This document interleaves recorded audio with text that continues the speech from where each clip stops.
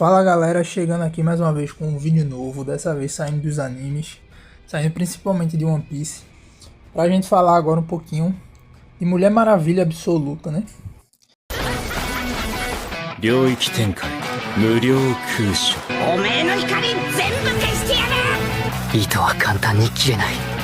どうする？俺が本物の渦巻きナルトだってばよ。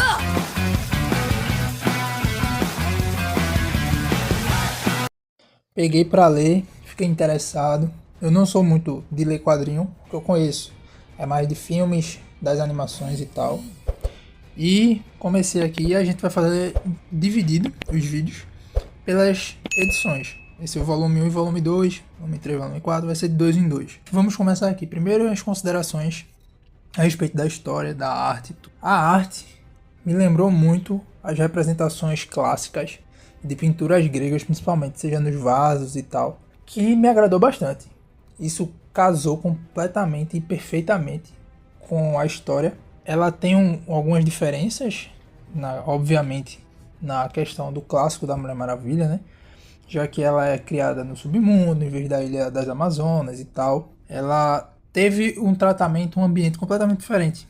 E sobre os equipamentos e as representações dela também mudam, né? Ela tem agora uma espada de 2 mãos, ela não tem só o laço, na verdade ela tem 3 laços diferentes. Principalmente aqui o Nemesis, né? Que eu acho que foi o que teve até então maior participação enquanto eu lia, foi o que eu percebi, maior participação. Nemesis, que é um laço que queima os pecadores e ilumina os justos. E ela também tem um uso grande de magia, já que ela foi criada, a mãe adotiva dela era uma feiticeira, né? Então vamos começar aqui e falar um pouquinho mais. Me surpreendeu bastante, porque eu tinha visto pouco a respeito do Universo Absoluto, sabia que tinha mudado as origens, mas eu não esperava que seria tratado dessa forma. Mas a gente vai chegar lá. Primeiro, vamos pontuar algumas coisas aqui. Tem algumas coisas que ainda são um mistério, que vão ficar mais pra frente. Principalmente do porquê Diana foi levada para o submundo, para o inferno. O que aconteceu para Zeus castigar as Amazonas, para Diana não poder ser criada junto das Amazonas, porque as origens tinham que ser escondidas, o que é que está aguardando, o que é que está por trás disso daí. E outra coisa é que mesmo ela sendo criada no inóspito inferno, o carisma e a bondade dela permaneceu imutável, faz parte da essência da Mulher Maravilha, essa dignidade, essa bondade, representação de heroísmo, e não se perdeu, continua aqui. E eu acho que isso tornou ainda melhor, porque mostra que não necessariamente só os valores ensinados por Temícera a ela, em relação às Amazonas e suas qualidades, que moldou ela assim. Isso também era inato, intrínseco dela, e mesmo num ambiente ruim, ela conseguiu fazer com que isso aflorasse. E eu achei muito bom essa proposta. É um pouco diferente do que eu imaginava, mas me agradou bastante. É uma busca por entendimento pela própria origem, o destino chama, mesmo quando se busca evitá-lo. Então o pessoal estava tentando impedir alguma coisa, escondendo a Diana, Zeus, Apolo, alguns dos deuses. A gente vai ver mais pra frente que o Hades também. Mas algumas outras deusas viam que o destino não pode ser mudado. Os deuses não têm poder sobre o destino dessa forma.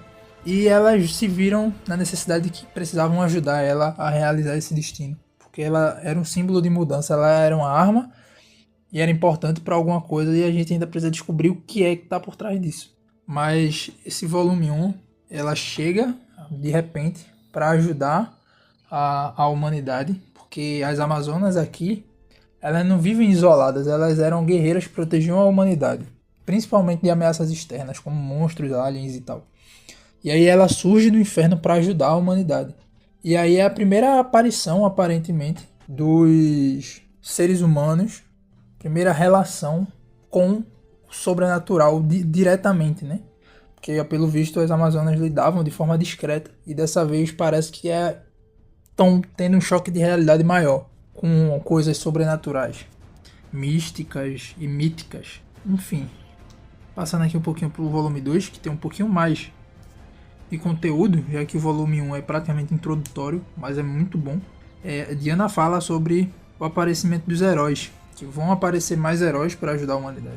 E isso, porra, já é eu não sei qual vai ser a ordem cronológica, se ela é a primeira do Universo Absoluto, para dar a introdução e aí casar, fazer uma conexão com os outros personagens heróis da DC, do Universo Absoluto também.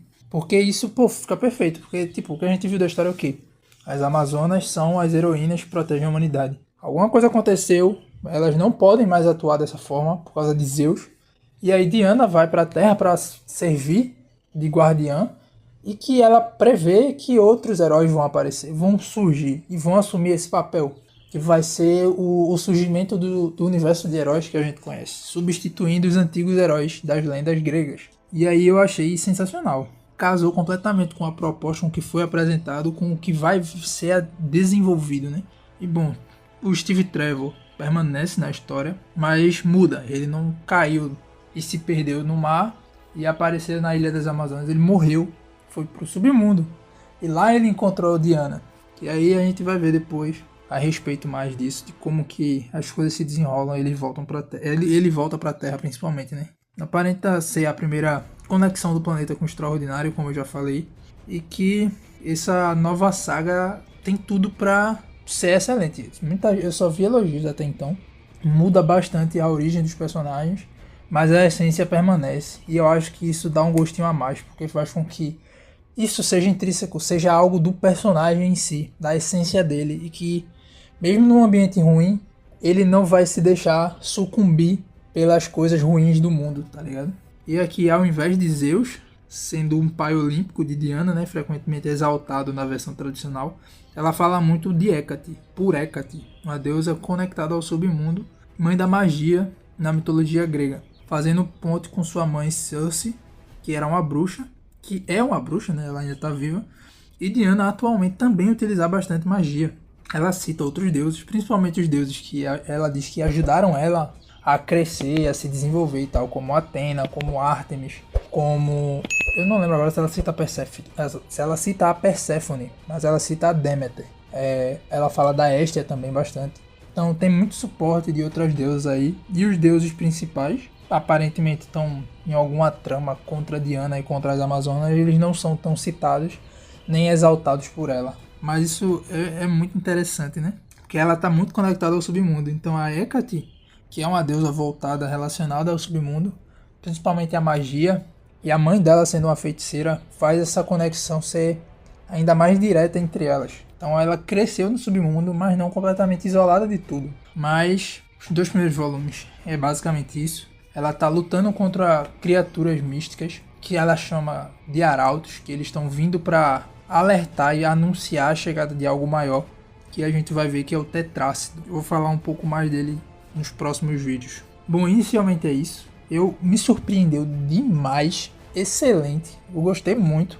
Pode ser que eu não tenha tanta coisa a acrescentar ou comparar em relação às origens tradicionais, que como eu falei, o que eu conheço é limitado. Mas ainda assim, a leitura tá muito agradável, a arte, pô, cara, eu achei coisa de gênio tentarem fazer similar às artes tradicionais clássicas da Grécia Antiga, para combinar ainda mais com a estética, com o tema da personagem, né? Mas por enquanto é isso, primeiro vídeo, aguardem os próximos, valeu, falou!